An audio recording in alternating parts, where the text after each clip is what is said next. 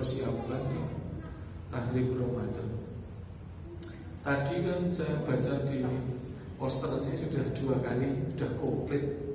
Fikihnya tahu, itu kan, amalannya tahu. Tadi saya nanya kepada Mas Hamid, yuk kulo ngisi nopo.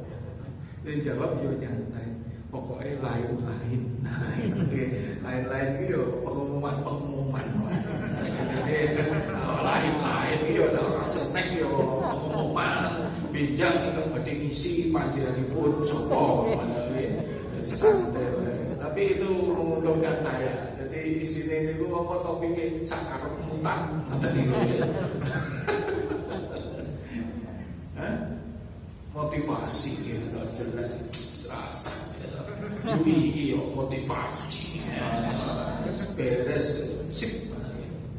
Cuman saya selalu melihat gini, kesalahan kita kalau boleh dikatakan kesalahan. Tadi Pak MC mengatakan moderator orang itu lihat Ramadan itu tidak semangat kan gitu ya, jadi memang demikian.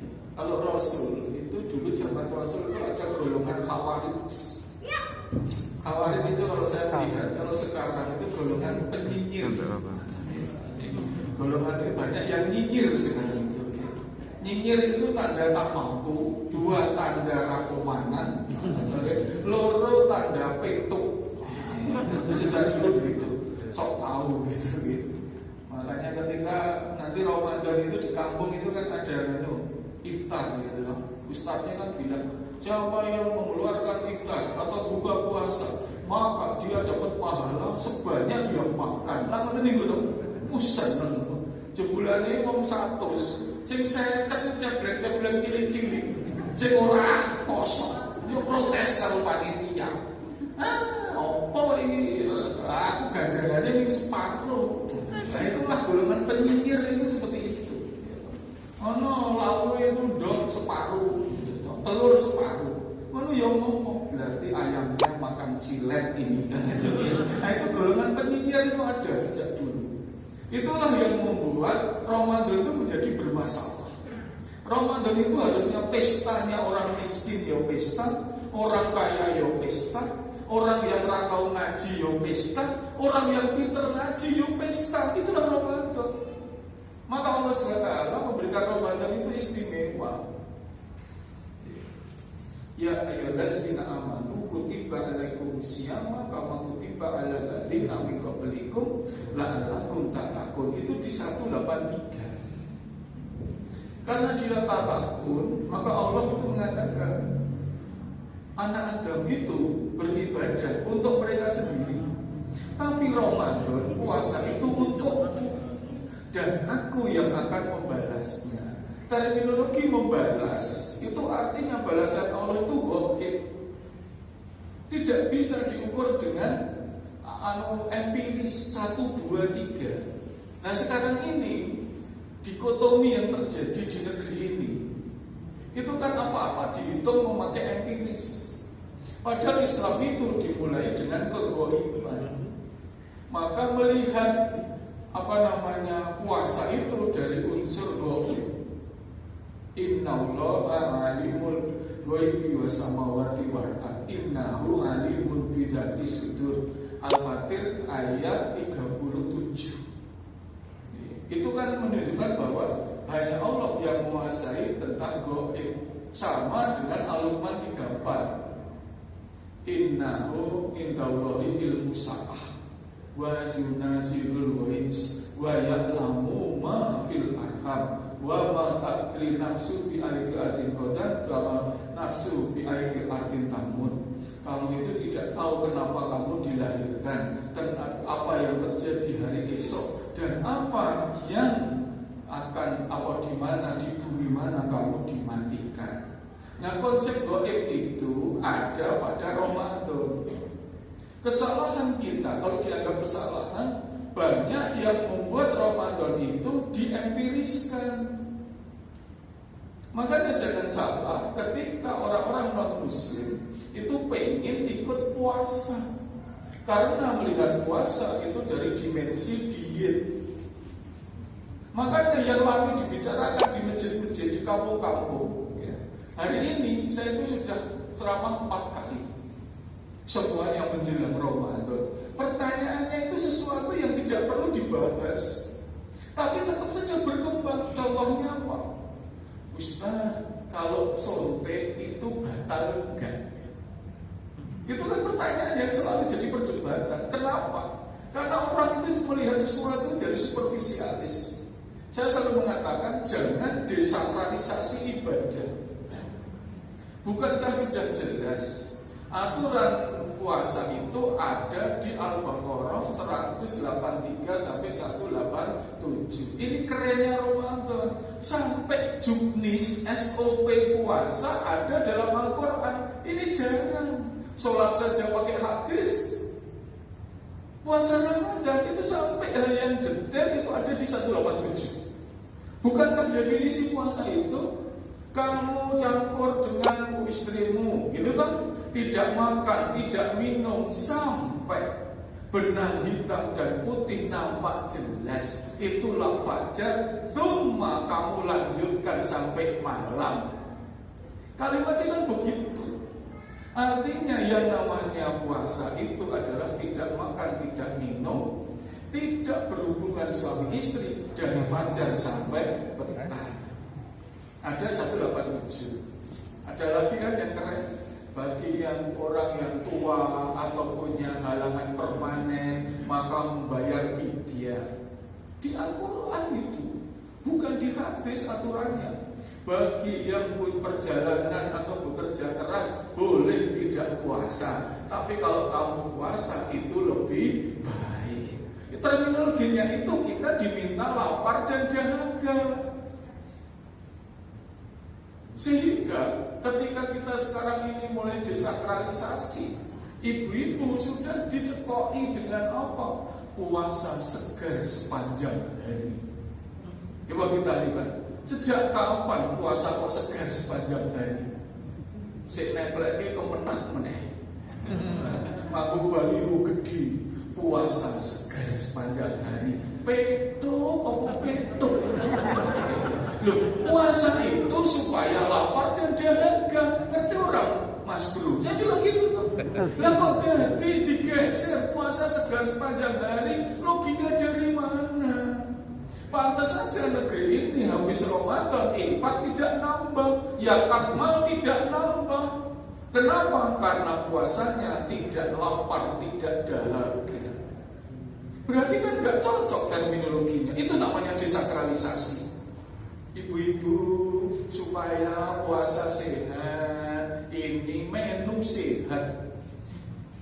Nasi 1 piring 20 kilokalori, kemudian daging 28 kilokalori, serat kasar pada sayur dan buah, ditambah vitamin pas 80,8 kilokalori, segar sepanjang hari bagi orang yang berat badannya 60 kilogram. Karpe piye? Petok. Yo ora. Muni petok kok delok rai. Sampai kuwi. Petok delok rai kuwi Mas. Sampai muni petok delok rai ini MC iki kok. Oh betul. Apa jadi petok jajar ya? Malah bangga. Inilah yang namanya desakralisasi. Karena kalau Allah tidak menghendaki lapar dahaga, mesti perintahnya bukan tidak makan, tidak minum. Itu kan sederhana sekali. Supaya apa? Rasulullah mengatakan, saya ingin sehari kenyang, sehari lapar. Ketika lapar saya bersabar, ketika kenyang saya bersyukur. Ibnu Umar mengatakan apa? Saya itu kalau orang lapar itu adalah yang paling jitu untuk menahan hawa nafsu. Orang yang lapar dahaga itu mesti tidak suka marah. Yo arep nesu piye aja gelek ora iso. Lah piye beda ini kira. Nesu anjir gelek kok bledak meneh. Nek isih nesu berarti ra poso iki. Ini kan hal yang sangat sederhana. Kenapa digeser-geser menjadi puasa segar sepanjang hari? Mergane apa? Itu loh liberal, itu loh desakralisasi, aneh gitu. Coba sekarang kita introspeksi. Mana ada Quran hadis ngabuburit wis kok endi? Ya goleki. Ngabuburit itu TPA, maca Quran. Karena orang yang sedang berbuka doanya tidak tertolak, menjelang maghrib maca Quran, menjelang maghrib pengajian. Kok Indonesia jadi blonjo? Sing anake masjid meneh. Petuk. Loh, kemarin di TV One mau aku rasa sesek di Bandung, tahu mau wae Masjid Agung Bandung. Yuk diwawancarai TV One. Gitu sih tahun ini. Wah, ternyata masjid ini hebat loh, memfasilitasi ngabuburit. Kita bisa jalan-jalan, belanja, budolmu. Piye to ini? Lu kan kita itu supaya prihatin lapar dahaga. Lu kok masjid anaknya besar. Dul, saya bilang gitu. Sementara anak yatim, orang miskin, semuanya ada di dalam masjid. Do ngelih, do semuanya prihatin. Lah kok sing jowo masjidnya malah gawe besar. Wingi di poster itu malah ditawake ukuran 6x3.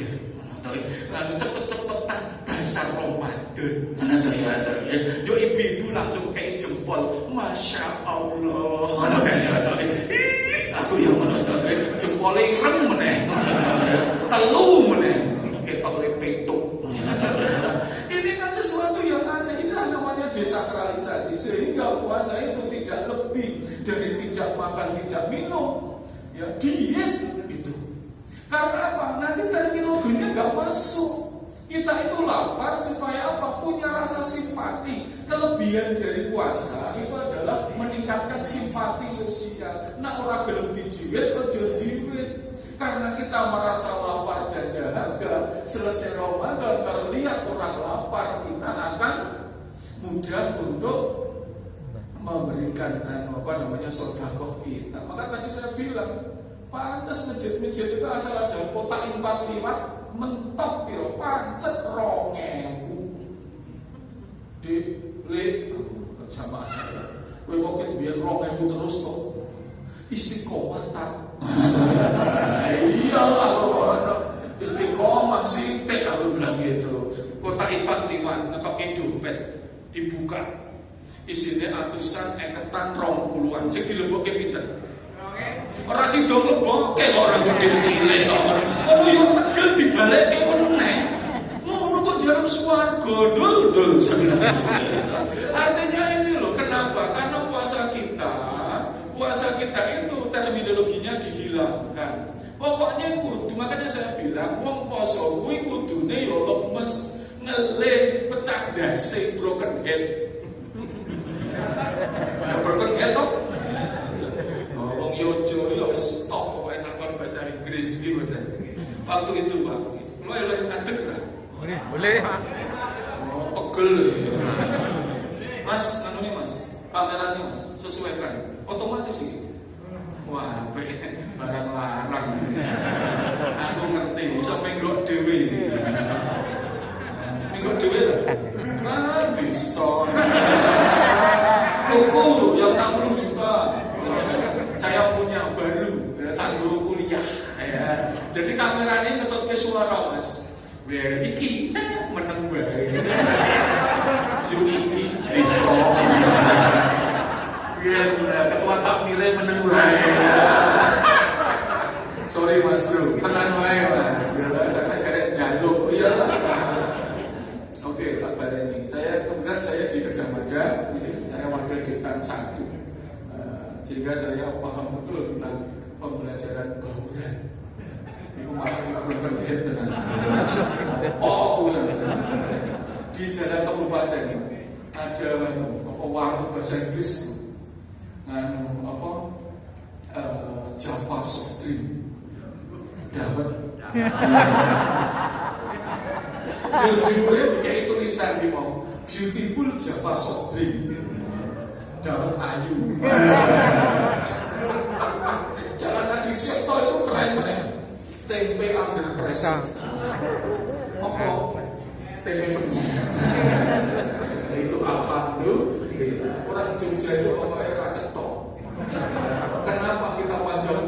expectation life orang Jogja itu tertinggi se-Indonesia 76 tahun Sleman. Jadi nasib pengen panjang umur pindah Sleman 76 tahun. Jadi saya itu umurnya 75 setengah tahun kas. Yang kedua, ketika kita bicara tentang Ramadan, satu itu ya, kita hindari desakralisasi. Karena begitu kita ikut desakralisasi, semuanya dihubungkan dengan dunia, yang ada adalah kekecewaan.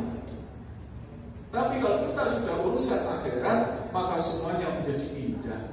Saya selalu menambahkan, Ramadan itu pestanya orang kaya, karena sedekahnya akan memberikan dikalikan berapa saja. Pestanya orang miskin, karena begitu mudah untuk mencari sedekah dari orang kaya. Nah, maka sering ada cerita kalau di ustaz-ustaz itu sebenarnya cerita tentang Arab. Habis maghrib itu ada tarik-narik, dia nanti dorak gelem. Dia aku kaku. Yang saya aku ngerti, mau tidak ditarik-tarik. Panganannya enak. Enak nih ora cocok, mergo kula wong desa. Mesti kan roti, yogurt, nggih mboten. Ketika lak ngono kuwi cetha durian wong desa kok gitu, yo ditarik-tarik. Sebenarnya itu dari sisi positif bagus. Karena akan memberikan iftar itu, maka pahala orang yang memakan itu akan mendapatkan pahala, gitu kan, dari orang yang puasa itu kepada yang memberi. Nah, ini positif thinkingnya di situ. Kita kembalikan. Mari semua hal itu diniatkan akhirat. Begitu diniatkan dunia, maka kecewa. Mesti itu. Kegoiban itu harus ditanamkan. Makanya di dalam Al-Baqarah kan di awal, Alif Lam Mim dzalikal kitabul la raiba fihi hudal lil muttaqin alladzina yunfikuna bil ghaibi wa yuqimuna sholata wa mimma razaqnahum yunfikun. Jadi orang bertakwa itu harus percaya kepada yang gaib. Ramadan itu gaib. Tapi jenisnya dibuat langkah-langkah biasa, yaitu dibuat bentuk yang syahadat. Maka pakai angka. Misalnya kalau yang Muhammadiyah itu tarawehnya 443. Karena itu adalah nilai-nilai yang bisa dipahami, sehingga Rasul pakai 443. Kalau Siti Maimunah bersama Abu Daud itu pakai 13 rakaat. Ketika Rasulullah sholat tarawih bersama Siti Maimunah bibiku, maka Rasulullah sholat 13 rakaat, 2 rakaat iftitah ditambah 443. Ketika Rasulullah sholat bersamaku, kata Siti Aisyah, maka Rasul sholat tarawih 443. Nah, kalau PSS 433.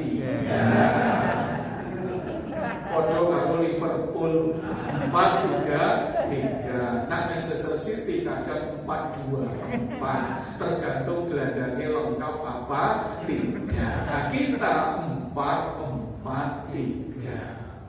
Nah, itu kan dimasalahkan.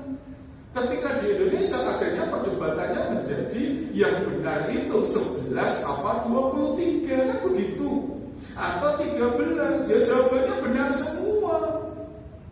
Cuma kan kadang-kadang kita melihat dari sisi itu, pada terminologinya adalah sholat malam itu masna. Maka di sekitaran Madinah itu ada yang sampai 46, yang di Asia Selatan itu bisa sampai 38. Karena terminologi adalah dua. Sementara di Indonesia perdebatannya bukan bagaimana tarawih yang baik, tapi benar 13 apa 11. Ini yang selalu diperkembangkan. Sehingga kemarin itu saya itu ustadz yang sering memediasi. Jadi saya itu kan orang Muhammadiyah murni, karena saya itu orang Moyudan. Moyudan itu kan pusatnya Muhammadiyah di Sleman Barat, itu Moyudan. Tapi pondok saya itu NU. Karena saya hafalan Qurannya ikut NU, mergo wong Muhammadiyah saya hafal Quran sithik. Sehingga saya jadi Muhammadinu. Itu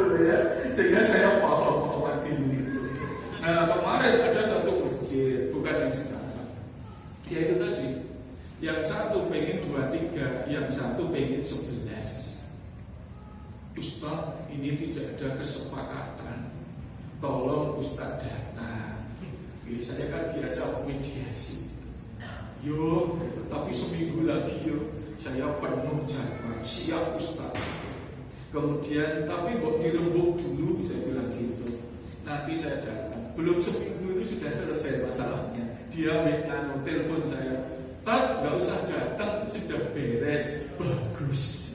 Piye penyelesaiannya? Boten wonten tarweh. Apik apa muni gasmu?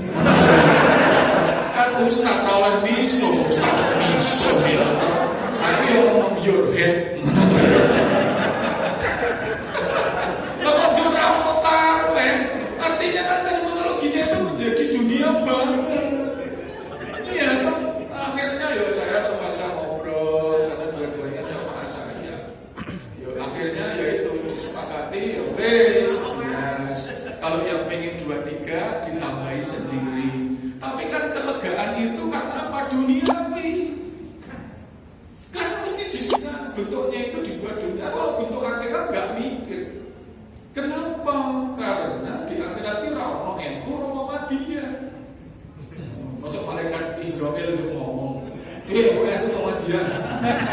Saya akan jawab UII. Rawon daftar UII nono enak aja. Wongnya ming MC lu. Balik ini deh, tak deke. Tapi dia keren, kalau rumahnya dekat badannya. Dapat kan ya kemarin ya, dapat apa uang pengganti itu. Sampai lah bujurnya rapi nak. Dapat ruponi serupa miskin. Saya lain tuh. Tadi ini PC. Orang-orang buron.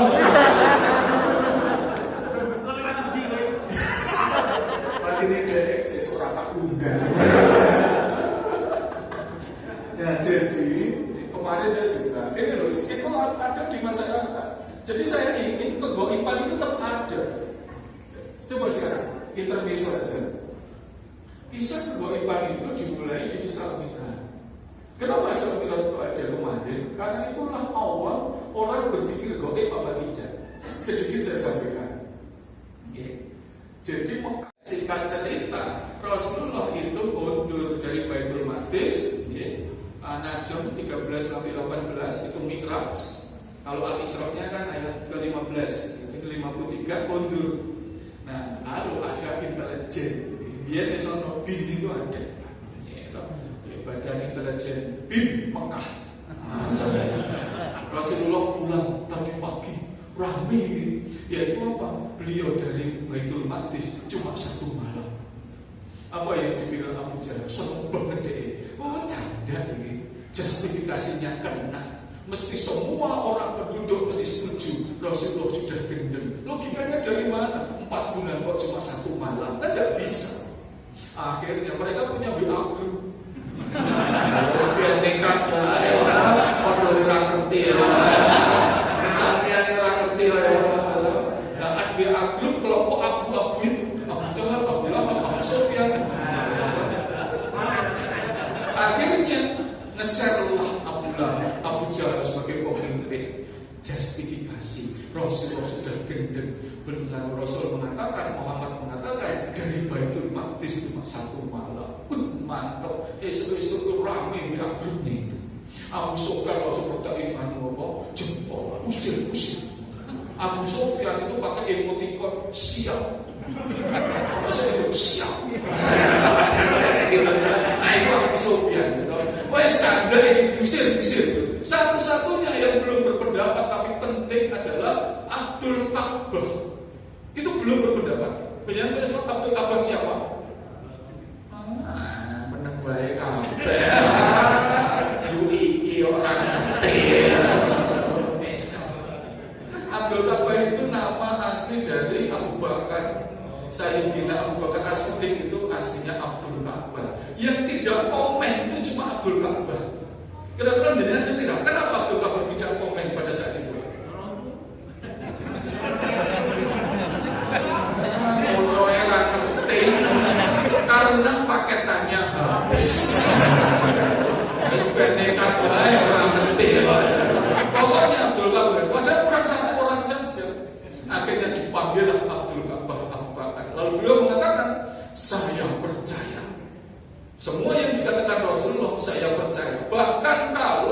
balik, bukan itu ada musuh yang mau menyerang. Kalau itu dikatakan oleh Muhammad Rasulullah, saya percaya. Sejak itulah diberi nama Abu Bakar As-Siddiq, orang yang membenarkan ketika semua orang tidak membenarkan.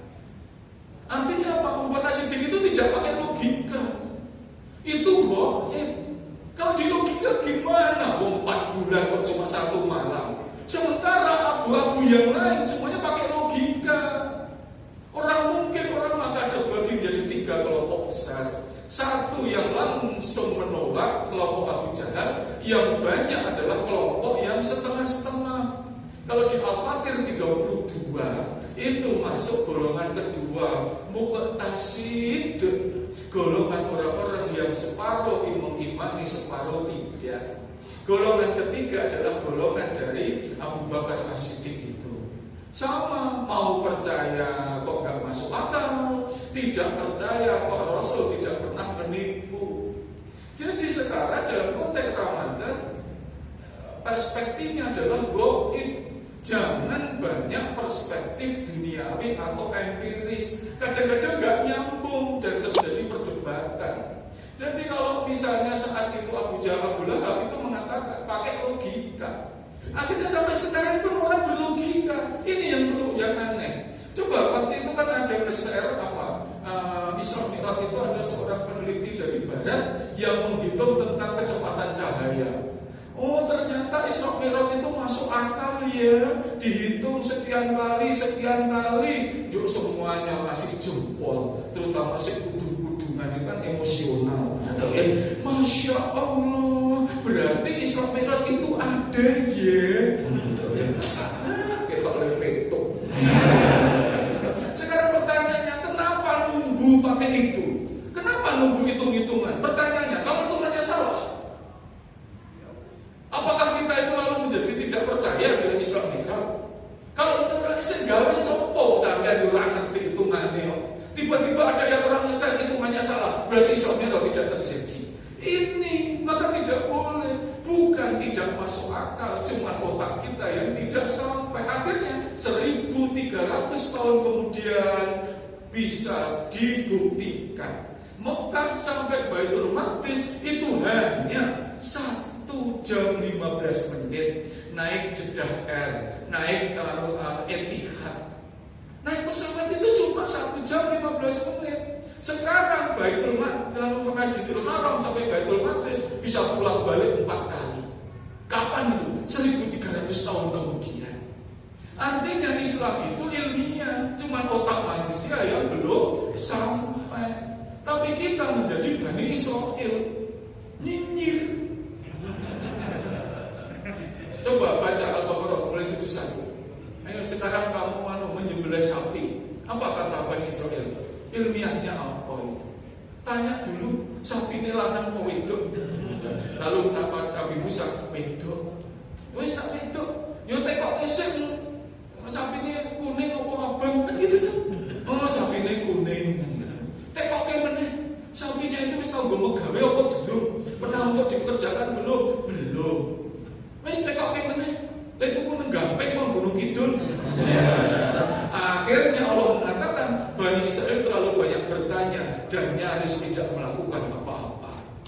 Jadi kalau zaman sekarang masih banyak yang mempersoalkan ibadah harus disahadapkan termasuk puasa, Bani Israil. Nah, UII kalau kene iki Pak Kutas masjid ngeyelan. Apa-apa tekon berarti punya nasab Bani Israil. Gue tak sebut kelompok sungai Yal. Itu penyingkiran itu sudah dilakukan. Maka dari itu mari kita melihat puasa itu dari sisi kegoiban. Jangan digeser menjadi desakralisasi. Coba ustaz-ustaz apa yang kadang dikatakan puasa Ramadan itu karena apa? Membuat badan sehat. Seperti gilingan pari itu loh, mesinnya itu dibuat istirahat. Kan ngoten niku. Sekondo sopo. Kok jamin sederhana banget. Poso padane gilingan pari, dul.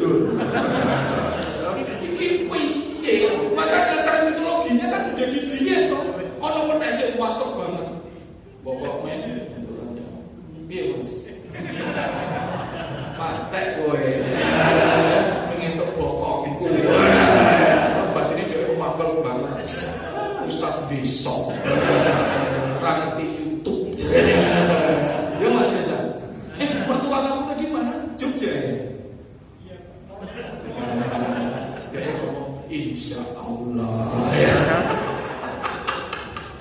Amin ya robbal alamin. Pengen panjang umur, cari orang Jogja, oke? Karena orang Jogja itu akrab, gitu Mas Reza. Yang kedua, orang Jogja itu ngomong itu nggak jelas tapi paham. Contohnya, mbok kae di nganu, habis tak nganu, le nganu piye? Ayo padha kowe. Itu orang Jogja ya. Itu kalau orang Jogja itu ditanya bahasa Inggris nggak jelas. Misalnya, do you understand? Itu kan yes, no. Oh ya jawab, yes, no. Aku yes atau no? Ayo, ya lah. Ngeraceton, sesaudara, lah ya no. Itu ya, tapi nggak apa-apa. Itu orang Jogja, oke? Ya, Mbak ya. Amin ya robbal alamin. Nah, ini yang membuat motivasi itu jadi nggak ada. Karena begitu sederhana. Oh, Ustaz tetap nganu ya, puasa itu seperti HP yang dicas. Karena setahun itu kan ibaratnya itu sekarang 1 bulan dicas gundul. Iki piye tuh kok jadi semuanya itu dibuat kok begitu sederhana. Itu namanya desentralisasi. Membuat sesuatu itu menjadi begitu tidak motivated, tidak interesting lagi karena semuanya hanya urusan fisik. Orang-orang yang lebih lebay lagi. Puasa itu menyehatkan loh. Kok iso orang sakit mah jadi sembuh? Ini kan bahaya. Ada nggak orang yang puasa sakit mah puasa tapi mati? Yang sakit mah sembuh ada nggak? Ada. Yang tidak sembuh ada nggak? Ada. Artinya dari sudut pandang itu puasa itu nggak ada hubungannya sama sembuh dan tidak. Begitu tidak maka orang mengatakan puasa itu tidak menyehatkan. Padahal kan bukan begitu. Mau sembuh apa tidak bukan urusannya puasa. Orang yang puasa itu jadi kekasih Gusti Allah. Makanya kan kekasih Gusti Allah dibuat sehat apa tidak? Karena mati itu juga keputusan terbaik, sehat juga keputusan terbaik. Tapi kan digeser. Puasa itu membuat kita itu yang sakit gula sembuh. Itu nggak salah, tapi salah dalam pendekatan. Semuanya dijadikan urusan fisik. Itu berbahaya. Ketika itu tidak jadi, maka orang lalu berkesimpulan puasa itu tidak bermakna. Kurangi sebanyak-banyaknya kita itu untuk mensyahadatkan puasa itu. Yang ketiga, puasa itu motivasi utama itu justifikasi. Dalam bahasa asuransi dengan insuran dan ensuran, menjamin dan memastikan kita menjadi orang bertakwa. Karena orang bertakwa itu bahasanya adalah surga. Fi asabil jannah. Walaupun dalam konteks ini saya sering dikritik, Ustaz Agung itu kok setengahnya itu kan mencari surga. Jurmopo saya bilang itu. Buat jangan cari surga. Boleh opo mencari ridho Allah. Aku yo ngomong, aku yo ngerti. Kalau kita cari ridho Allah cuma nerangke angel. Turno itu apa? Apa Mas? Saya tahu turno tahu. Mas Reza. Mas turno tahu nggak? Raka tompo. Udah pengiuji orang ngerti turno. Turno itu apa? Turno. Sakjane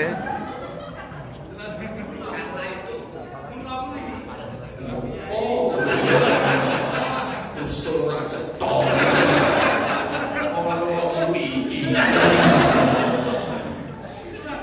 Torno itu lagi ya.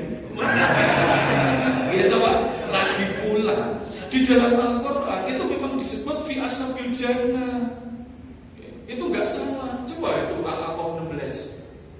Ulaika alladzina taqabbalu anhum ahsanu amilu wa la tajawazu an sayyi'atihim fi ashabil jannah wa'dal siddiqil ladzi kanu yu'adun. Siapa penduduk surga itu? Orang yang menjalankan Al-Kahf 15, diterima amal baiknya, diampuni dosanya, itulah penduduk surga. Al-Kahf 15 itu kan ayat manajemen umur. Jadi kalau Bapak Ibu ingin belajar tentang umur, ada di Al-Kahf 15. Kapan-kapan kita bahas itu. Yang kedua misalnya, justifikasi tentang surga. Orang bertakwa itu ada di Al-Hijr 45. Al-Hijr 45 itu pendek tapi mantap. Innal muttaqina fi jannatin wa uyun. Sesungguhnya orang bertakwa itu tempatnya di surga yang ada air mancur yang di sana. Al-Fatir, saya pakai Al-Fatir aja. Al-Fatir 32 itu kan tadi ya. Summa urasna kitabal ladzi yastafaina min ibadina fa minhum dhalimun li nafsi wa minhum muqtasid wa minhum sabiqun bil khairati bi idznillah. Dzalika huwal fadlul kabir. Golongan manusia dibagi tiga. Satu yang mendolimi diri sendiri, dua yang setengah-setengah mengimani, yang ketiga yang bersegera berbuat baik. Yang golongan ketiga insya Allah kita semua adalah mendapatkan fadlul kabir, pahala yang besar. Apa pahalanya? Coba kalimatnya. Jannatun adni yadkhulunaha yukhalauha fiha asawira min dahabin wa lu'lu'a wa libasuhu fiha harir. Mendapatkan surga adni yang dihiasi dengan walu'lu'a, dengan diamond, dengan mutiara dan baju-baju dari sutra.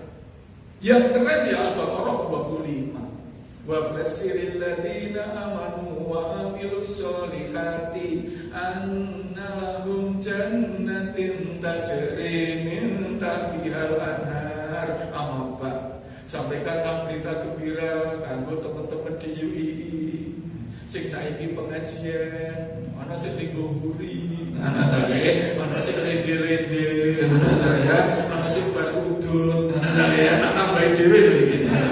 Iman amal saleh aku masukkan kalian ke dalam surga yang mengalir sungai di bawahnya. Jadi justifikasi orang bertakwa masuk surga itu ada.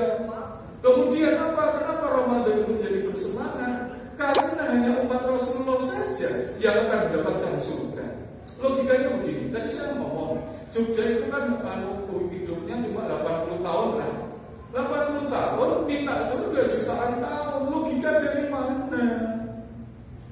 Lo nak boleh bakmi, mie godong itu sak porsi 20.000. Kalau 20.000 dapatnya satu porsi. Mosok 20.000 minta 10 porsi? Meraiso. Kita ibadah 80 tahun kok minta jutaan tahun. Logika dari mana? Ngono ya kok manusia rajama. Anu bedanya soal Swarga. Bahkan ada di Indonesia dikotomi dalam agama itu begitu tinggi. Saya melihat, menurut saya perspektifnya adalah banyak mereka merasa lebih baik daripada yang lain. Kalau tidak hati-hati itu menjadi ujub. Padahal Rasulullah mengatakan orang yang berbuat baik atau beribadah tapi ujub tidak akan pernah mencium bau surga. Ujub itu merasa lebih baik dari golongan lain. Saya tuh pernah didatangi kelompok itu, lalu mengatakan, Ustaz, kalau tidak ikut kami maka tidak pasti masuk surga. Kalau ikut kami pasti masuk surga. Aku ini surga lembahmu. Sejak kapan Anda itu yakin masuk surga? Mati wehulung gitu kan? Siapa yang akan mati Husnul Khotimah? Hari ini yang sudah pasti masuk surga itu namanya Rasulullah Sallallahu Alaihi Wasallam. Nabi dan Rasul saja minta syafaat. Lah kok ini? Wong yo wejo. Nabi dudu, Rasul tak jelas. Lah kok ngomong masuk surga? Itu kan sebuah ujub yang luar biasa. Ujub itu muncul karena merasa layak. Lah wong ibadah 80 tahun, taruhlah ya, 80 tahun itu ibadah semua. Orang weranan, orang dolan, pokoknya sholat, pokoknya ibadah, sedekah, kan cuma 80 tahun. Lah kok jalur jutaan tahun? Itu logika dari mana? Enggak bisa. Nah, bakmi 20.000 satu porsi, masuk jalur 5 porsi. Meskipun bakmi enak sekalipun, kalau jalan Palagan netan BRI. Cek jalan damai cecak akuarium. Kalau titik kandane, ngetan titik wetan jin itu wong sarian. Kalau titik kerja ndani kula dalan sing biru, sing wetan itu rada saya. Jalan budaya itu pele, selawe. Ya, idul titik jempol ngarep ngetan. Kemudian kula itu ngarep BS jalan budaya, ya enggak? Itu ngarepe aneh, ning ora ono wedange dhek iki ronde. Gitu kan ya. Semukoh yo ono ning angale parkir. Coba sing diapal penggemar. Artinya nggak bisa. Maka dari itu kita perlu syafaat. Ayo mau ditanya, syafaat kayak apa? Syafaat kan kita tahu artinya dari kata syafah yang artinya genap. Lawan katanya kan witir yang artinya ganjil. Jadi kita itu umat Rasulullah belum genap, digenapkan. Supaya kita layak mendapatkan jutaan tahun, perlu syafaat dari Rasulullah. Jadi yang bisa masuk surga secara genap adalah umatnya Rasulullah Sallallahu Alaihi Wasallam. Karena syafaat itu milik Allah. Syafaat terbesar untuk manusia adalah pengampunan dosa. Lalu didelegasikan kepada Rasulullah, kemudian Rasulullah memberikan pada kita. Sehingga alhamdulillah kita itu memastikan Ramadan itu memastikan kita menjadi umatnya Rasulullah, menjadi umat yang akan mendapatkan syafaat di hari akhir nanti. Amin ya Rabbal alamin. Padahal 80 tahun kan juga gak sempurna tuh kita. Disempurnakan di bulan Ramadan ini, ditambahkan. Coba 80 tahun, yang 10 tahun digo anak-anak, oke? 10 tahun digo ngrasani. Ustadz kan paling sering loh dirasani. Ustadz teko, di Ustadz lemu. Yuk saya cici ngomong, ketok kalau nggak pernah puasa ya, golongan penyinggir ya. Kayak sing teko kuru ya dilok. Ustadz kok kuru, ketok nak penyakitan. Wanyal tenan. Ustadz teko ning meruput itu ya masih kerasani. Ustadz kok meruput, ketok nak rapayu. Wanyal wae. Ustadz telat ini ya dilok. Dumeh laris. Ustadz ning isi dawa ya dilok. Ustadz nggak perhatian, rapah ngeteng beles, isi panjang-panjang, ini bisa kepoyoh. Ustadz yang isi titik oleh yang dilok nih, Ustadz diundang atau menurut isi ning saknyum, rasubut leh udandan. Apa wae kamu tuh itu 10 tahun. Kemarin ada jamaah nanya saya, Ustadz ada nggak yang ngerasani tapi masuk surga? Maka saya itu kalau nggak ngerasani kecut deh. Sebenarnya ya, banyak itu jawabannya. Ustaz ya santai aku ya, tapi kok aku ngomong haram no, langsung tuh ngaji. Onten dia bilang itu ada sebelum dia langsung berbilang, alhamdulillah, aku masih bisa ngerasani. Gimana caranya? Gampang. Jenengan le ngrasani nek ke pas dhewe. Waktu sendirian ngrasani. Itu bukan ngrasani Ustaz, itu ngomel. Ya ngono kuwi wong gendeng. Alhamdulillah. Jadi inilah. Jadi puasa itu sebenarnya dalam konteks ini salah panitia loh. Mas Hamid kan ngomong pokoknya lain-lain Ustaz.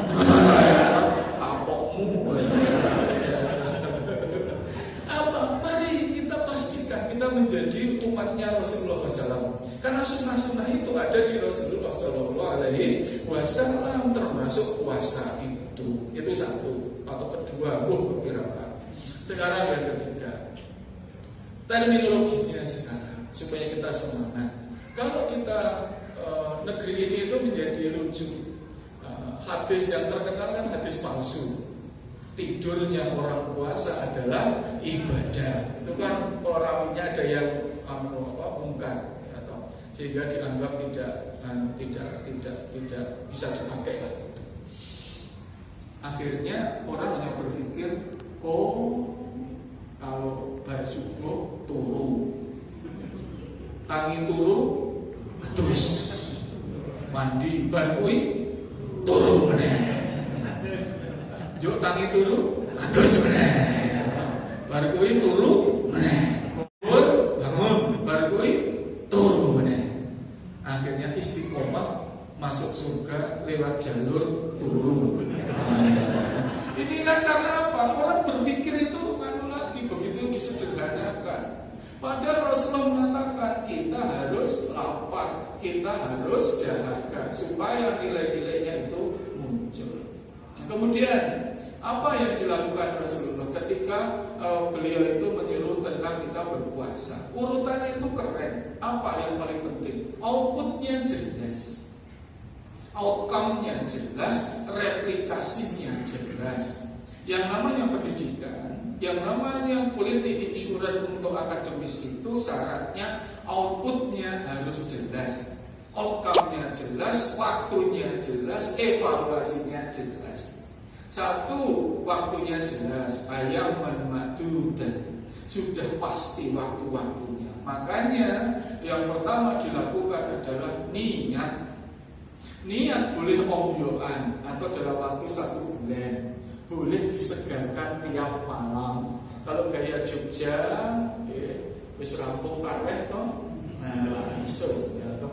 Nawaitu soma liman ada ifati sahri Ramadan. Hadisanati lillahi ta'ala. Niat ingsun poso duduk sedina sesuk saking anu kami wedune wulan Ramadan. Krono nderek ngarsanipun Gusti Allah Ta'ala. La haula wala quwwata illa billah. Tapi orang sing nyinyir, niat kok dituntun. Ini loh, karena itu tadi kabeh untuk dhewe. Lu dituntun yo ora apa-apa. Rasul pernah nuntun kalau dikira jamaahnya tidak homogen, biar semuanya pinter. Sing ora gelem dituntun yo ora apa-apa, rasa kokean.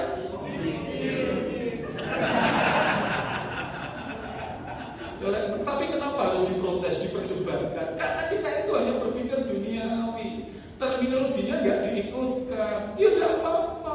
Itu yang saya maksudkan tadi itu. Sehingga waktunya pasti. Nah, diperdebatkan apa lagi?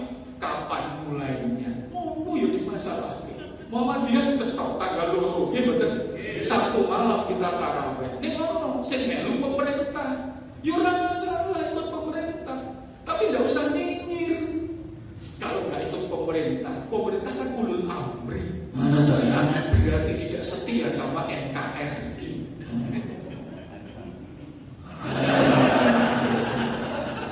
Ini nggak boleh. Yo kabeh kan punya keyakinan toh. Akhirnya perdebatannya di situ. Bukan kita berbicara persiapannya bagaimana. Itulah yang disebut kita desakralisasi ibadah. Kita itu berdebat hal-hal yang superficial. Harusnya, ya sudah. Kalau memang yakin sama dia, yang penting istiqomah. Ojo kok nak mulai melu sing keri, lebodo melu sing dhisik petuk. Loh berarti kan tidak 1 bulan penuh. Oh, kok disuruhan. Itu yang enggak boleh. Kan begitu. Mau pakai hilal ya monggo, pakai sing siji nganggo hitung-hitungan, sing siji nganggo inceng. Nah, kan cuma gitu saja toh. Dua-duanya boleh. Maka dimulailah itu Ramadan. Yang kedua lagi, apa? Banyak minta maaf. Lalu di WA grup mulai ramai. Demi menika menghadapi Ramadan, saya sak keluarga. Mohon maaf. Iku yo api. Rasul ora tahu ngirim WA. Ya ora ngono Mas, kowe ngejak gelut. Aku ora muni ngono. Rasul ora mau WA. Wes angel. Aja macam-macam kok tembilen. Oh, iki ora kuwi kok ora WA. Oh, malaikat Samsung. Ini mau bar ngirim. Swarga klaster UI sudah siap. Tinggal panitia bikin Google Form. Karena Pak Rasul itu selalu minta maaf every single day. Orang hanya mengikuti ketika mau Ramadan. Jeruk pun Ustaz, yo rapopo. Mau ngirim kok, pingiran mono dipersoalkan. Wong ping set all. Dalam aku ora sapa yo ora digagas. Jenenge ora ono dipikir ayo. Tak usah dibahas tenang wae ora ditompo. Malaikat ora duwe Android kok. Ora bakal ngecek WA group itu. Wis rasa diwasanakan jaluk aku ora yo. Tapi kan bukan itu. Yang ada adalah minta maaf itu bentuk dari kedoliman merasa dolim. Ini terminologinya. Makanya ketika itu Siti Aisyah bertanya, ya Rasul, doa apa yang saya ucapkan di malam-malam Ramadan? Maka Rasul, Allahumma innaka afuwun tuhibbul afwa fa'fu anni. Apa ujub merasa salah? Itulah yang penting. Negeri ini kan susah minta maaf. Ya coba, ada koruptor kecekel, orang yang minta maaf. Mesti yang pertama adalah saya dijebak.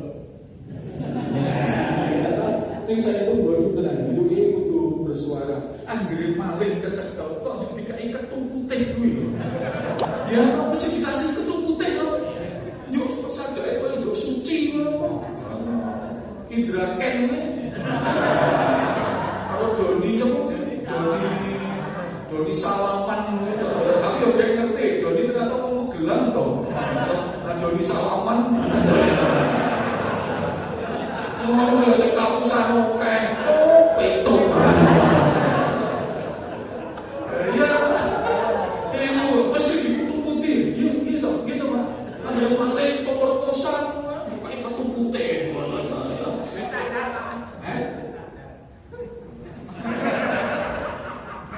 Sampai ketuaan putih ada kiamat dirasa.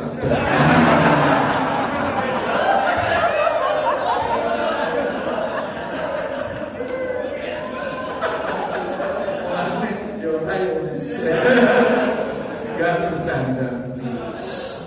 Artinya kita susah minta maaf. Nah orang yang lapar dan dahaga itu hatinya menjadi tajam, sehingga mudah mendapatkan petunjuk dari Allah, sehingga mudah minta maaf. Ini konteksnya di situ.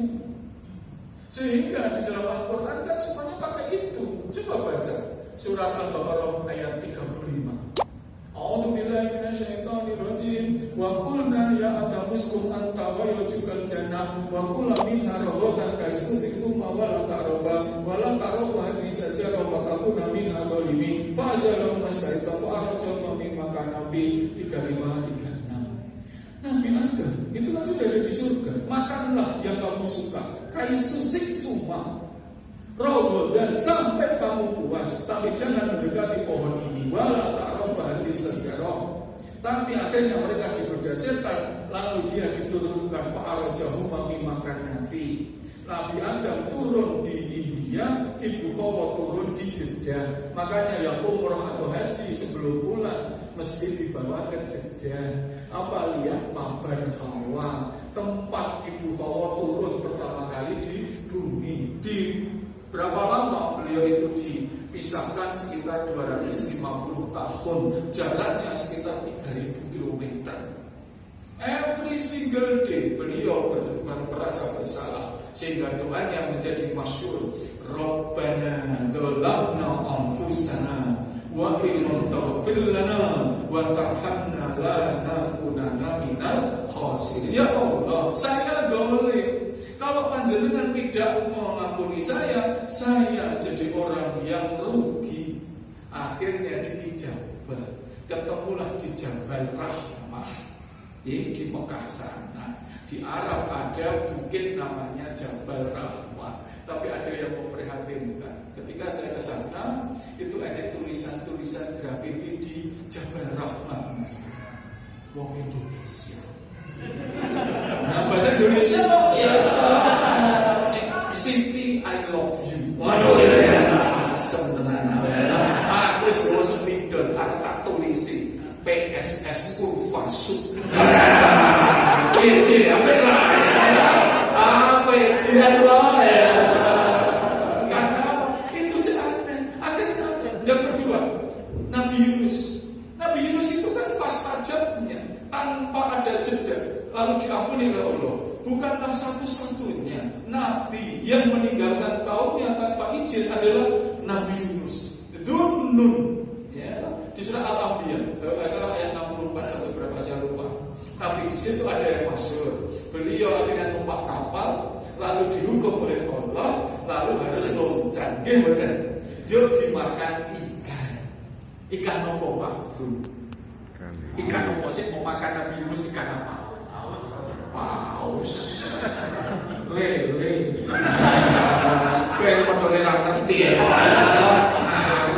Paus. Golek Al-Qur'an, paus lho. Lele. Modele ra ngerti. Akhirnya apa? La ilaha illa anta subhanaka. Panjenengan Imam Maha Suci, kula yang dolim. Akhirnya fastajabna. Jadi terminologi kita puasa itu merasa bersalah. Hati ini menjadi lembut karena ketika kita puasa kita hanya ingat Allah sehingga kita mudah minta maaf. Maka orang-orang yang berpuasa itu menjadi pemaaf karena bisa merasakan satu jadi orang miskin, dua menjadi orang yang mudah merasa bersalah. Nah setiap hari ada pengampunan dosa sehingga menjadi man qoma ramadhana imanan wa ihtisaban ghufira lahu ma taqaddama min dhanbi. Bukhari Muslim. Yang satu man shoma ramadhana imanan wa ihtisaban ghufira lahu ma taqaddama min dhanbi. Barang siapa orang yang bertemu bulan Ramadan man qoma lalu mendirikan, meramaikan, menggairahkan malam-malam Ramadan dengan penuh iman dan pengharapan akan dapat diampuni dosanya setahun yang akan datang dan setahun yang lalu. Yang satu, mansoma, orang-orang yang berpuasa di bulan Ramadan dan seterusnya sama kalimatnya, diampuni dosanya. Kemudian lagi orang yang sedang tarawih, orang yang tarawih sampai imam menyelesaikan tarawihnya maka akan mendapatkan pahala seolah-olah dia sholat sunat semalam suntuk. Keren banget tuh. Barang siapa yang tadarus membaca Al-Quran, satu huruf diakui 10 kebaikan ketika bukan Ramadan. Di bulan Ramadan dikalikan 10 lagi, sehingga satu huruf bisa berisi 100 kali. Jadi kalau mau coba Bismillahirrahmanirrahim itu sama dengan 19 huruf kali 100, 1900. Itu pakai hitungan-hitungan syahadat. Maka dari itu di bulan Ramadan ini kegaiban itu muncul. Sehingga ada sebuah kisah di zaman ada sahabat namanya Abu Talha. Abu Talha itu punya 2 sahabat yang baik. Kemudian yang satu meninggal. Nah, kemudian setahun kemudian sahabat yang kedua meninggal. Ketika itu dia bermimpi mendapatkan petunjuk bahwa sahabat yang kedua itu derajatnya sangat tinggi. Nah, kemudian apa yang terjadi? Tanya pada Rasulullah. Rasulullah menjawab, karena sahabatmu yang kedua bertemu bulan Ramadan, dia beribadah dengan baik, maka derajatnya lebih tinggi seperti bumi dan langit. Saking tidak bisa dihitung orang-orang yang berramadan dengan baik itu derajatnya begitu tinggi berbeda dengan yang lain. Kalau sudah begitu motivasinya apa? Ya lakukan sebaik-baiknya, mumpung masih hidup. Karena suatu saat ada masa di mana kita itu menjadi tidak ada kewajiban lagi. Ya benar, puasa itu capek. Puasa itu harus dari pagi, itu realita. Makanya puasa itu harus bangun jam 3, malam terus, sore taraweh. Itu capek, tapi nanti akan diganti di surga selama-lamanya, tidak akan capek lagi. Surat Al-Fatir 36. Walladzi akhalana darul muqamatin fi qadihi la yamasunu fiha nasabu wa la yamasuna fiha lugub. Bahwa di surga itu tidak ada rasa letih dan lesu selama-lamanya. Nah, konteks inilah yang harus dipaham bahwa no pain no gain.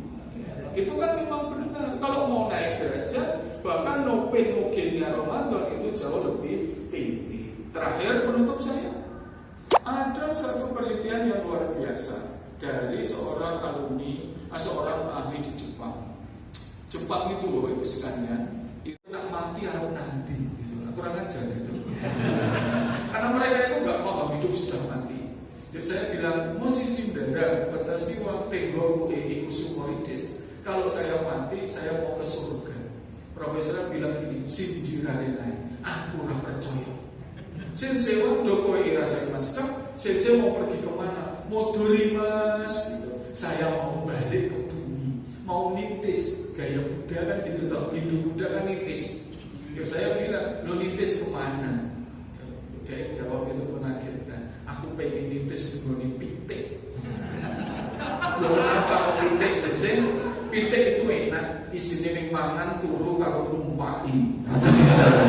Aku yang ngomong, oh kowe dadi pitik tak beleh. Cuman aku ya ora muni ngono, ora lulus. Artinya dalam konteks keboiman itu susah diterima. Maka bersyukurlah kita percaya hidup sudah mati. Itu dipelihara dengan Ramadan, omnipresent, menghadirkan Allah di setiap kesempatan itu keren. Ngelai kaya ngopo, ngelihat kaya ngopo, tidak minum kok. Itu kan menghadirkan Allah setiap kesempatan. Rasa kopi teori. Kalau itu nggak diminum berarti keren penjenengan. Korupsi orang mungkin air yang sudah jadi halal saja nggak diambil. Ini yang perlu kita pahamkan. Ya, tambah dan yang lainnya. Teman-teman kan beruntung ini ya, punya teman-teman yang baik sehingga tidak berurusan dengan KPK. Ini betul. Alhamdulillah, dari koncara korupsi pena. Saya sudah 20 tahun di sini di UGM. Belas aku ora korupsi. Orang mergo aku ustaz, mergo ora ono. Ono yo tambah tenang. Aku imame senimane sepiro. Erek 200 juta. Tak sak yuto.